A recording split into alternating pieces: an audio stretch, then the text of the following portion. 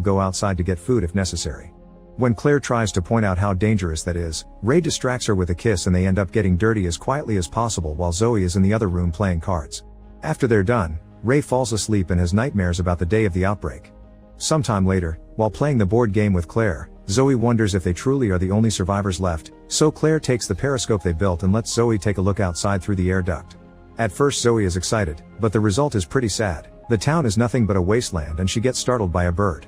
She is relieved to see the shelter hatch really secured and concludes they truly are the only ones left, but Claire reminds her sometimes the truth is hidden from them.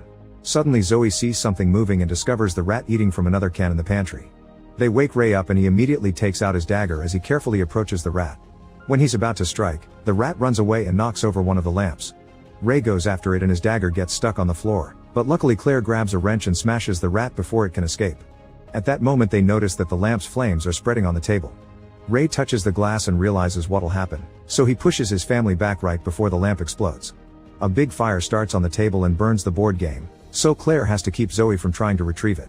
While Ray struggles with the water pump again, Claire hides Zoe in the corner and grabs a big piece of cloth to try to put out the flames. Zoe joins her to do the same with her jacket, and after lots of effort, Ray finally makes the pump work again. The water puts out the worst of the flames, then Ray starts hitting the table with a cloth too until it breaks.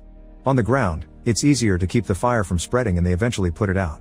The room is now pitch black and Claire rushes to turn on another lamp. The couple panics when they don't see Zoe, but luckily they find her under the bed. Zoe cries and explains she's scared because the smoke from the fire is leaving through the air duct, meaning the breathers will see it.